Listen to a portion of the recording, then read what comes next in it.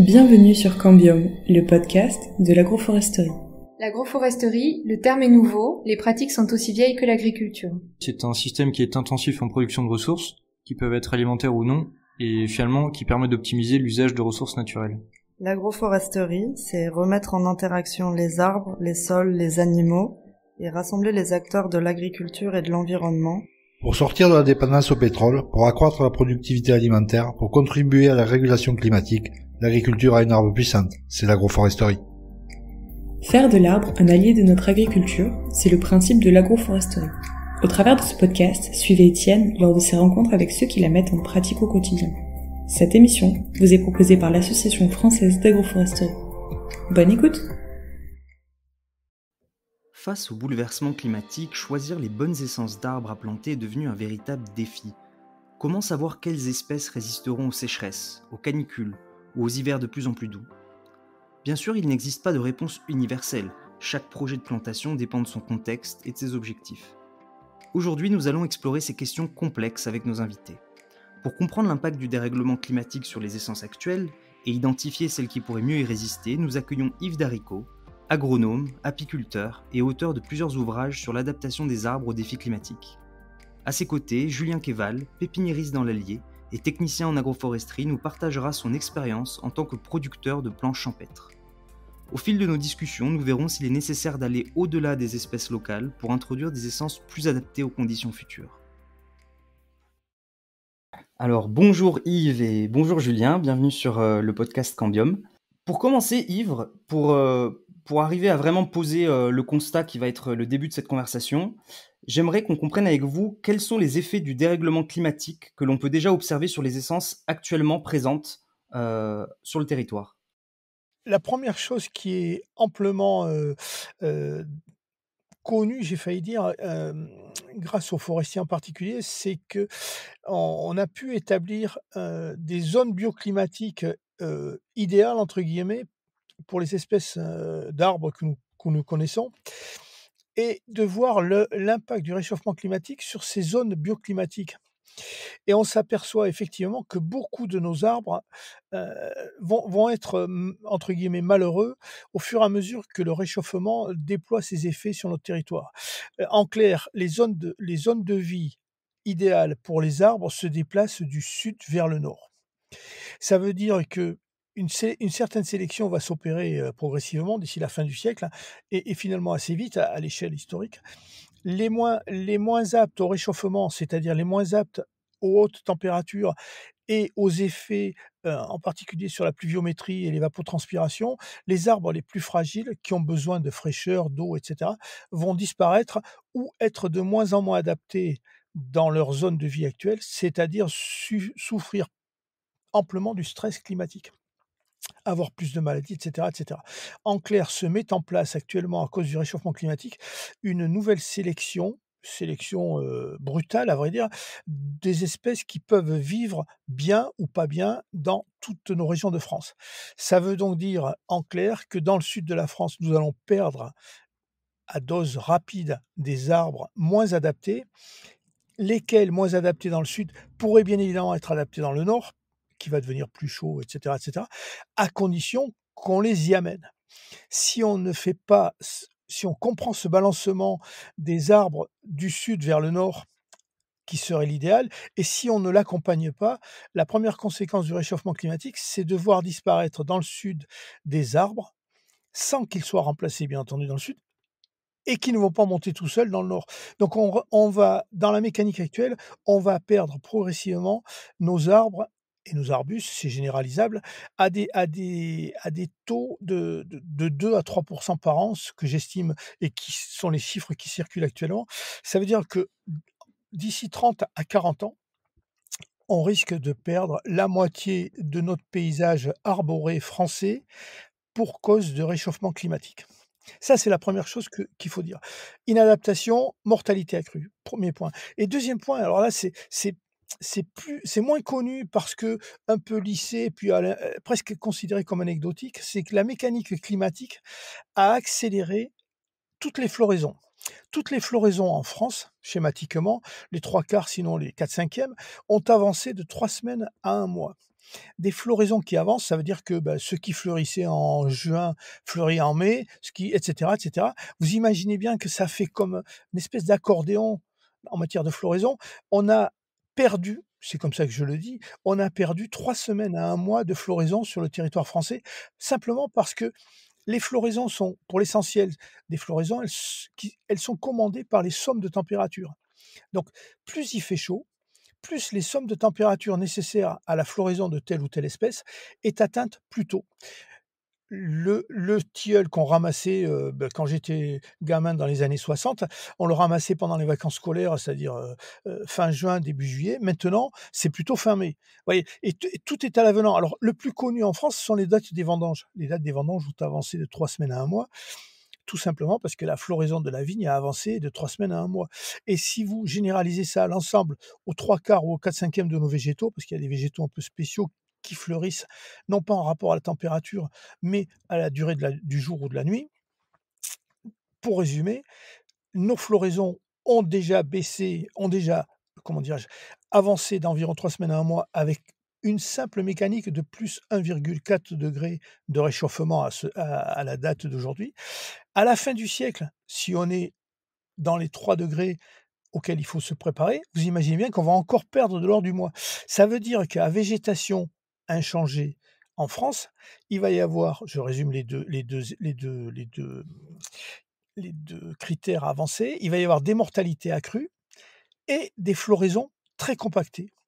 Des floraisons très compactées, ça paraît anecdotique encore une fois, mais ça veut dire au jour d'aujourd'hui moins d'1 mois de fleurs pour l'essentiel des insectes qui dépendent des pollens.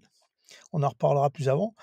Et ça veut dire pour toute la faune qui dépend des floraisons, des graines, des fruits, enfin de tout ce qui s'ensuit, ça veut dire aussi un déphasage des floraisons et de leurs conséquences fruitières et semencières par rapport aux besoins de beaucoup de notre faune. Donc en clair, le réchauffement climatique a un impact grave, sinon très important sur nos flores, mais par induction naturelle, a aussi un impact sur la vie de quantité de notre faune. Alors, je parle des insectes plus volontiers, mais c'est vrai pour les oiseaux, c'est vrai pour les petits mammifères, etc., etc.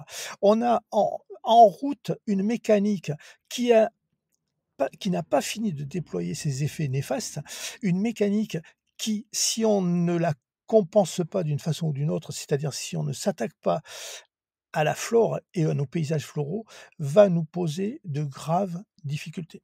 Julien, est-ce que ça résonne avec vous? Est-ce que vous auriez envie d'ajouter quelque chose à ce constat? En fait, moi, je vais raisonner déjà en termes de bocage plutôt que de. Enfin, je pense qu'il y a deux façons pas deux façons d'aborder le problème, mais il y a deux problématiques. Il y a la problématique forestière et puis il y a la problématique un peu bocagère, donc l'arbre qui est plus près, on va dire, du système agricole, etc. Et moi, je suis plus dans cette partie-là. Et donc, ce que je peux observer juste, c'est un bocage qui effectivement se prend des chocs année après année. Alors, il y a tout un cortège arbustif qui est malgré tout assez résilient, qui montre qu'il peut aussi résister. Évidemment, toutes les mailles ligneuses, les mailles bocagères qui sont dans des conditions assez favorables, dans des conditions d'humidité favorable, souvent elles vont être les premières à être plutôt impactées. Et puis surtout les grands arbres en fait qui sont très impactés, et ça on le voit beaucoup dans le paysage bocager. Voilà, forcément c'est le chêne pédonculé qui visiblement n'arrive pas à accuser les coups parce qu'il se prend des stress à répétition en fait, et que ce soit des gelées précoces de printemps, ensuite des populations de chenilles en excès, ensuite une canicule, de la sécheresse, et puis surtout que c'est répété, pas d'année en année à chaque fois, mais effectivement c'est le choc répété qui fait qu'ils n'arrivent pas à absorber, à avoir cette capacité de réagir suffisamment, et souvent ça conduit au dépérissement. Donc on a effectivement une flore qui évolue, et puis effectivement des choses à faire, parce qu'en fait c'est la rapidité de ce changement qui est brutale. Et effectivement, comme disait Yves, on a quelque chose à faire, alors que ce soit les pépiniéristes, que ce soit les planteurs, les agriculteurs, etc. On a des choses à s'occuper à ce niveau-là, beaucoup. Et donc il y a plusieurs leviers. Après, on va peut-être les aborder après. Vous qui êtes pépiniériste, comment est-ce que vous intégrez ces perspectives et ces contraintes dans votre travail de pépiniériste en rapport à la sélection génétique? Alors, par rapport à vraiment purement la sélection génétique, ça c'est une chose. Après, moi, ma posture, elle est un peu double parce qu'elle est pépiniériste et aussi de technicien agroforestier, donc de concevoir des projets qui ont un avenir, tout simplement. Donc, il y a plusieurs leviers. Donc, il y a effectivement cette flore locale ligneuse qui est à renforcer génétiquement. Et en fait, alors c'est une démarche qui est aujourd'hui conduite et encadrée avec depuis 9 ans le déploiement du cahier des charges végétales locales. Donc c'est un label qui de traçabilité en fait. Alors je vais pas le résumer ici, mais en gros, enfin si je peux le résumer. On s'attache à trouver un matériel de reproduction, donc la semence qui soit le plus adapté à l'endroit où il va être planté, où la plante, où le plant va être planté, et qui puisse être le plus à même à s'adapter, d'où la nécessité de sélectionner correctement ces sujets, donc ces populations sur lesquelles on vient collecter les graines. Donc voilà, c'est un travail de sélection sur le terrain, et c'est encadré voilà par un cahier des charges. Donc on renforce génétiquement et épigénétiquement, j'allais dire, parce que c'est beaucoup là-dessus apparemment, selon les dernières recherches, que ça agit en fait.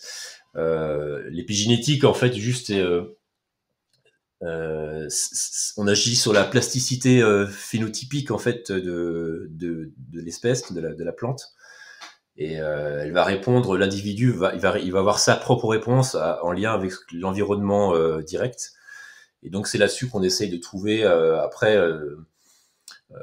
les bons sujets, donc qui vont transporter des informations d'adaptation dans leurs semences, dans leur descendance. Donc ça c'est notre premier levier. Ensuite évidemment, moi j'allais dire, le technicien agroforestier il va dire on adapte les pratiques de gestion déjà du bocage, c'est-à-dire effectivement pour reprendre une thématique chère à Yves, la pollinisation, la disponibilité en pollen, elle est conditionnée s'il y a des fleurs. Et dans le bocage, malheureusement, les pratiques c'est pas de la gestion de la haie, les pratiques de broyage de haie, empêchent les plantes de fleurir. Et donc, on se prive d'un énorme, par exemple, potentiel de pollen dans nos haies en ayant ces pratiques. Et puis après, voilà, c'est de l'agronomie de base, c'est-à-dire remettre les couverts végétaux là où on peut en mettre pour avoir un maximum de potentiel de biodiversité et de floraison, etc. Donc ça, c'est le deuxième levier en fait du technicien agroforestier. Le troisième, le pépiniériste revient pour dire oui, il faut effectivement remonter des essences du sud, donc gérer une migration assistée en fait, c'est le terme qui est employé. C'est qu'on fait venir, on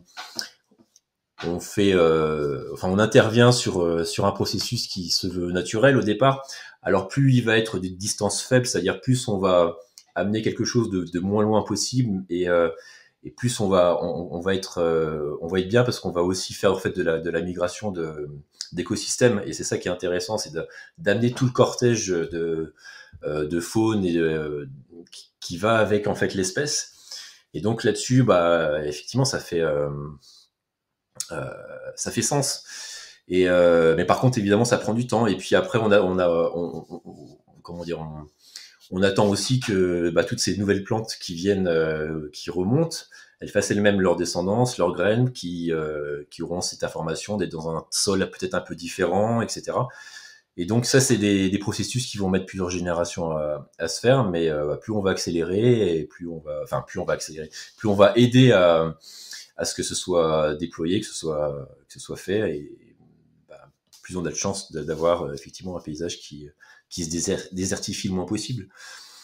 Et puis après, l'introduction, juste pour finir, l'introduction d'exotiques, pour moi, elle est alliée, enfin, elle est à faire en concertation avec des organismes, on va dire scientifiques, qui étudient vraiment les risques liés à l'introduction de telle ou telle espèce. Et il y a certainement beaucoup de travail à faire là-dedans. Il y a des choses qui sont certainement très intéressantes, etc., mais qui sont liées à beaucoup de risques. Et donc, on a déjà pas mal de leviers à faire avec notre flore, parce qu'on a 3 flores en France, méditerranéenne, de plaine et de montagne. Donc, on a déjà pas mal de choses à faire avec celle-là, plus peut-être un petit peu sur des choses, des zones un peu adjacentes. Et puis après, on a d'autres choses sur lesquelles on peut s'intéresser, mais plus prudemment.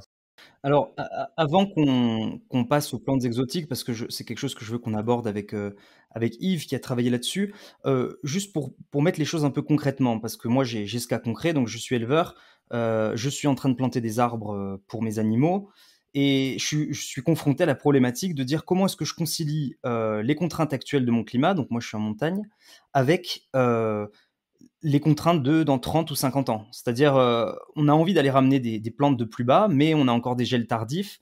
Et comment on arrive à conjuguer ces deux temporalités? Alors, je suis bien conscient qu'il n'y a pas de réponse absolue. Je ne cherche pas la recette magique, mais je me demandais si ça, c'était une problématique auquel vous faisiez face dans votre pépinière. Et si c'est le cas, quel type de critères ou de raisonnement, comment vous abordez cette question-là? Oui, alors évidemment que la question arrive. Être en montagne, c'est d'autant plus difficile dans votre cas, effectivement. Enfin, c'est d'autant plus difficile parce qu'il y a d'autant plus de risques de gel précoce ou tardif.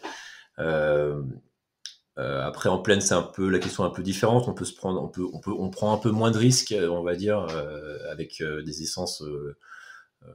Je sais pas, on peut prendre des essences du sud, du chêne vert ou même de l'arbousier, des choses comme ça. On est encore dans des zones de rusticité qui conviennent. Mais après, voilà, comment on apprend, comment on apprend à, comment dire, à bien trouver les bonnes essences chez soi. Effectivement, faut s'intéresser aux températures maximales, enfin minimales, on va dire, qui peuvent arriver. Il faut s'intéresser évidemment à la pluviométrie. Enfin, il faut essayer de retrouver un maximum de cohérence au niveau de l'écosystème. Mais c'est vrai qu'on est dans une période qui est, voilà, qui est compliquée pour faire des choix, et pour l'instant, si vous voulez vraiment introduire de l'exotique, pour moi, c'est avec parcimonie, avec prudence, que ce soit au niveau de la rusticité, ou au niveau de le caractère invasif ou quoi que ce soit. Mais voilà. Après, voilà, si on reste dans une flore locale, il n'y a pas de souci.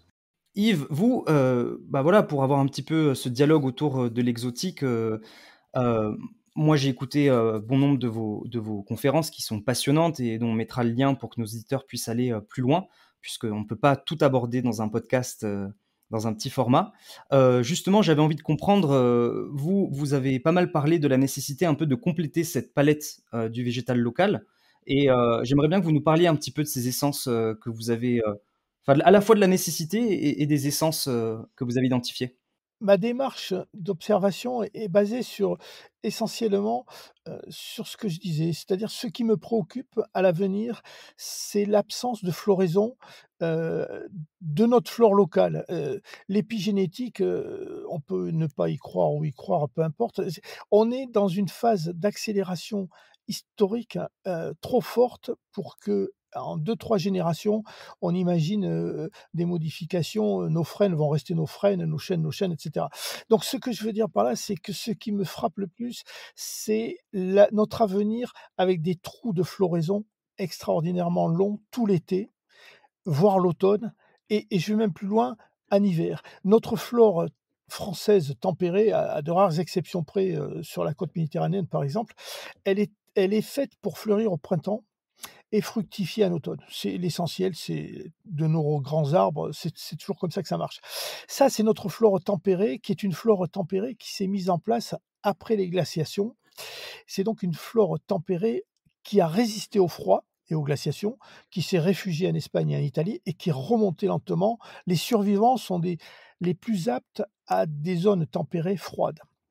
Ça, c'est le résultat de notre géologie et de l'histoire de la Terre.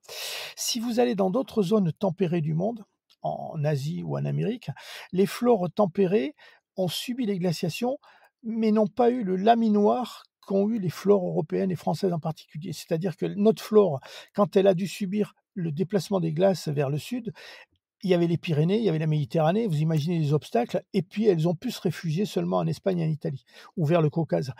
Les flores américaines et asiatiques ont toute l'immensité des continents américains et asiatiques pour descendre. Ces flores tempérées n'ont donc pas été laminées comme les nôtres en Europe.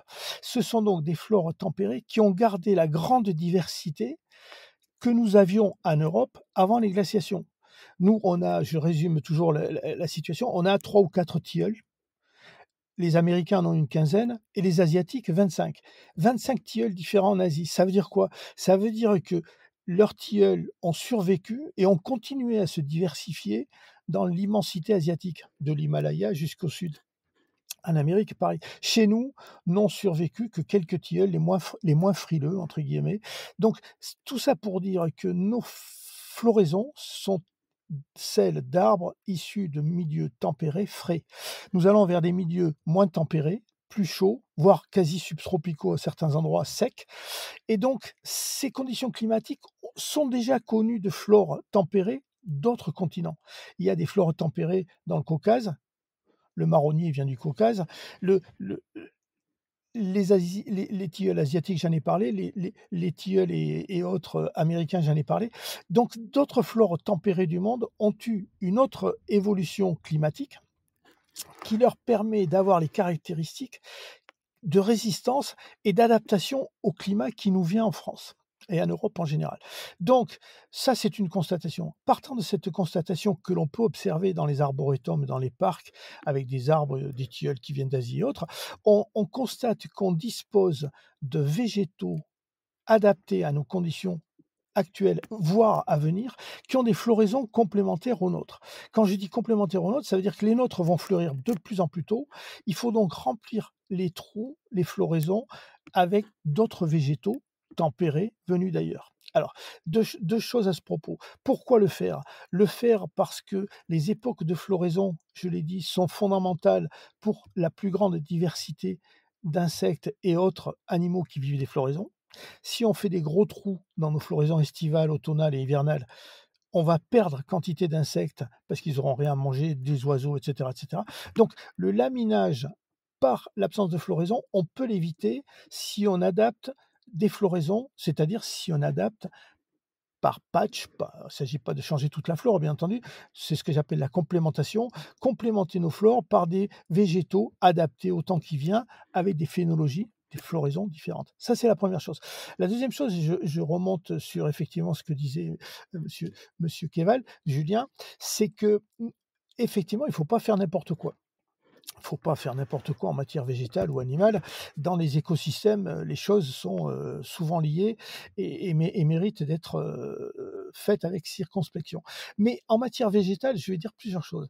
Les végétaux dont je parle et dont nous avons l'usage, à mon avis, prioritaire par les époques actuelles, sont déjà sur notre territoire français. On les a dans des arboretums, dans des parcs, dans des collections privées, etc. On connaît tous ces végétaux, certes à des doses homéopathiques, mais on les connaît et si certains ont des comportements entre guillemets invasifs, il ne s'agit jamais d'arbres. Premier point, il s'agit d'arbustes, voire de plantes de bas calibre. Et deuxième point, ceux qui sont susceptibles d'être invasifs, entre guillemets, sont souvent des végétaux que je qualifierais de dynamiques. Dynamique par leur reproduction, c'est-à-dire dynamique lorsqu'on les met dans des conditions où ils n'ont pas de concurrence, ils se développent avec une extrême rapidité. Je reviens donc sur la remarque, faut pas faire n'importe quoi, mais faut toujours se dire qu'on est dans des systèmes agroforestiers où on a une certaine volonté de maîtriser son espace, son environnement et les combinaisons de végétaux que l'on met en place. Donc, c'est dans ces combinaisons que l'on doit réfléchir l'introduction. Et encore une fois, en matière d'arbres et d'arbustes, je ne crains absolument rien de ce que j'ai écrit dans mes livres, bien entendu, mais de ce qui est connu en France au jour d'aujourd'hui. Les rares plantes invasives ne sont pas des ligneuses, mais plutôt des végétaux aquatiques ou des herbes vivaces, si on veut. En matière d'arbres et arbustes, donc les craintes sont, à mon avis, très, très, très infondées. On a affaire à des envahissantes au sens dynamique, mais pas des envahisseurs, premier point. Et deuxième point, nos écosystèmes sont certes fragilisés, mais ils sont toujours sous notre maîtrise pour l'instant. Ce que je crains, à vrai dire, c'est que ne rien faire, c'est-à-dire ne pas les complémenter, va amener des grands vides, et ces grands vides sont justement propices à de l'invasivité. Je vais prendre seulement un seul exemple. Je suis gascon, gersois. Mon paysage agroforestier naturel a perdu les ormes.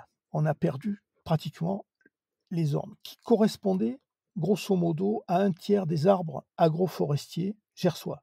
Un tiers des campagnes étaient avec des ormes. Sont morts dans les années 70-75 à peu près. Les derniers ont plié bagages, etc.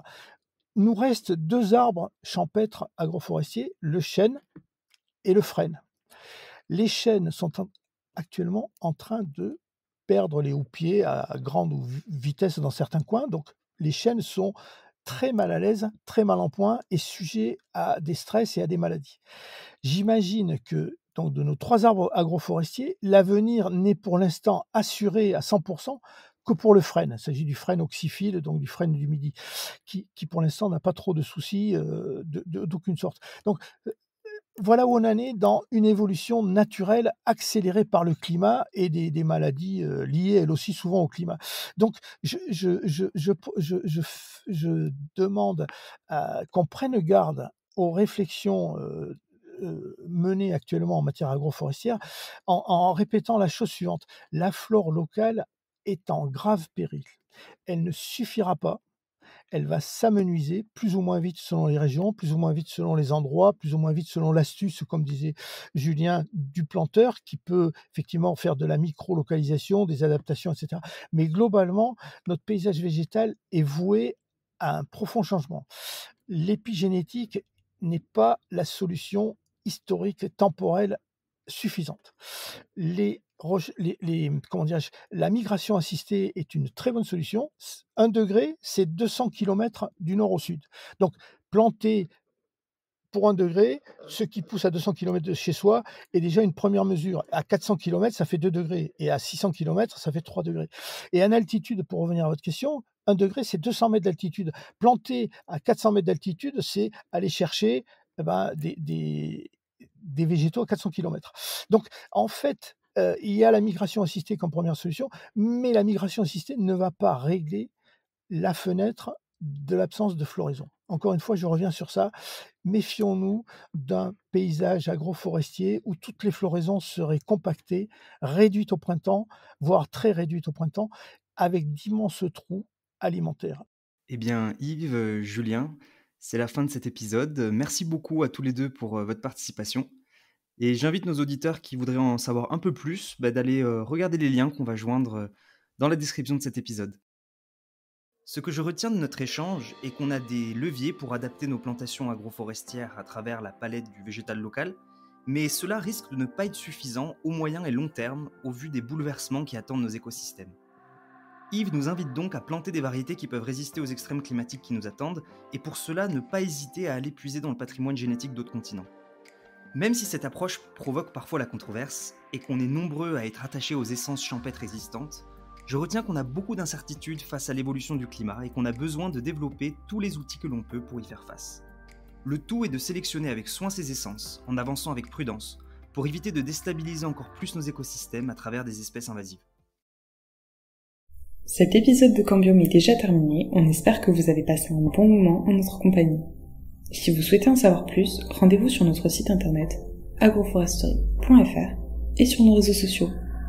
Ce podcast vous a plu? N'hésitez pas à liker et commenter cet épisode et à le partager à vos proches.